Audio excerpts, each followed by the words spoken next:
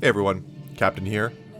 Just wanted to make a quick video and discuss the latest offering on Gorgeous George's channel. Now, I could have said I wanted to talk about the latest episode of the Gorgeous George show. I didn't because it's not actually a show anymore, and there are no episodes. What it is simply some guy grabbing another guy and taking him back to his hotel room with a camera.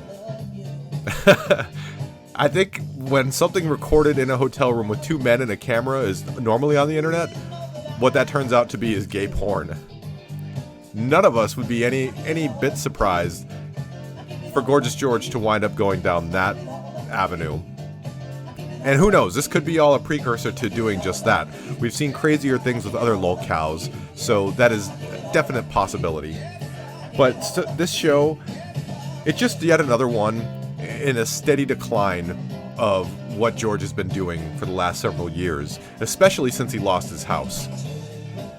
But that is just one abysmal show after another, each one scraping the bottom of the barrel, the bottom of the shit bucket, if you will, as far as content goes. And for this one, the content is just absolutely spectacularly awful. They do some skit that I didn't watch the whole thing. It was so bad, I couldn't take it. And that kind of goes for the whole episode. I didn't listen to or watch the entire thing. I played a video game with the audio in the background for a portion of it. That's how I kind of have an idea of what went on. So they go through this skit, and by the end of it, it seemed pretty obvious to me that Roger wants to get the fuck out of there. He's done. He's over the show. He wants to get out. Probably caught a whiff of George's armpits or his breath or both, and just wanted to get out of there. But just as if he had been slipped a roofie or something, he's almost nodding off, has zero interest in the show, zero interest in talking with George. George tries desperately to draw him out, but Roger doesn't want to talk to him. Roger doesn't want to talk about his favorite era in music. He doesn't want to talk about his favorite female singer. Nothing George trots out is of any interest to Roger. And part of the problem is that George failed to do something that any other producer of a show would do. And that is to discuss with the co-host, hey, this is a topic I was thinking about bringing up. What do you think of this? And that co-host could either yay or nay it. But in this case, it's obvious George didn't discuss it with Roger, didn't say, hey, this is what I want to talk about, and thus when he brings it up, Roger has nothing to contribute. And so George flails around trying to find some sort of purchase on Mount Roger, and he just slips and falls to a grisly death instead, because he failed to do one thing. And that is typical of George, and that is plan. As usual, as is a hallmark of this failed show, going back over 24 years, no planning, zero planning. And so what does that equate to as far as viewers go? Yeah, you guessed it. Almost none. I have never streamed live. I guarantee if I was to do a live stream, I would do at the very least triple what he does. So it's just a sad state of affairs for him that a guy that's been on for 20 something years can't attain more than 2 viewers at a time.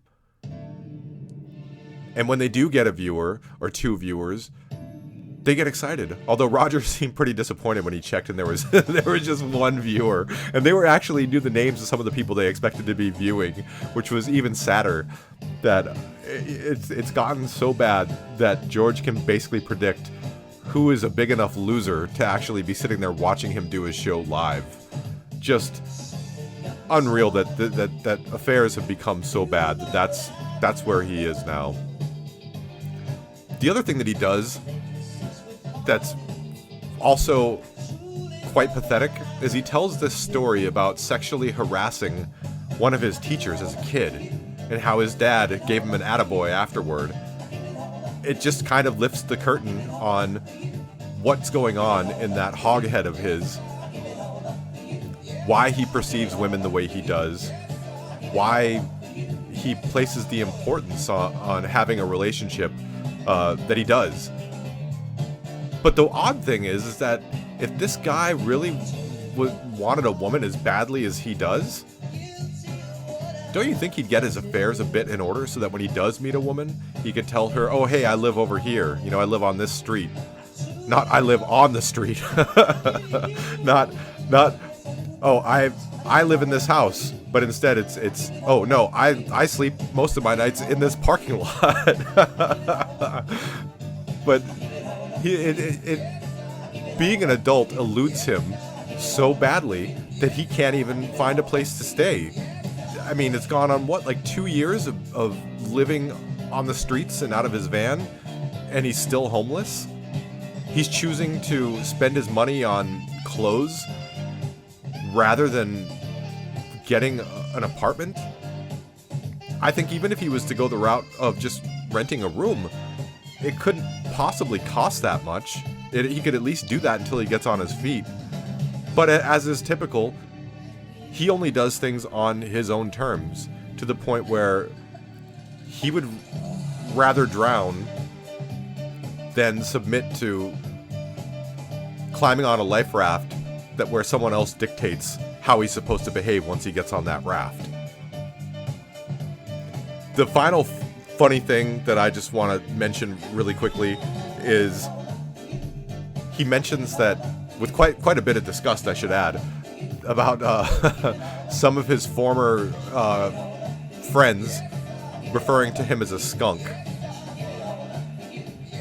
You'd think that if your life is in a state where his is, that might cause some real introspection. But instead, in typical George fashion, he just writes it off where it's their problem, not his. He couldn't have possibly done anything wrong because he's George. Nothing he does is a mistake. Never mind that he lives out of his van, lost his house, spent his dad's inheritance, and has turned every single person that was an ally of his away. I mean, there was a guy that he spent thousands of dollars with that is not his friend anymore, that turned his back on him. There's a long list of people that were once on his side that have decided life is better without George in it.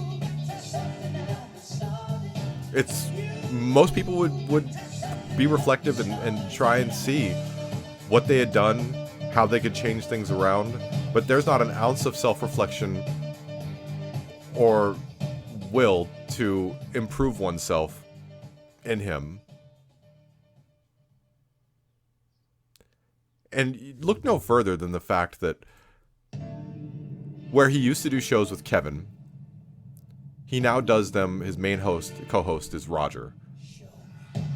Roger has all the screen presence of a drugged dwarf. He can barely keep his eyes open, barely contributes anything. He seems Roger gets the most excited when he gets to wear a mask or a wig or something like that, but you pull that off and you've got basically a zombie up there.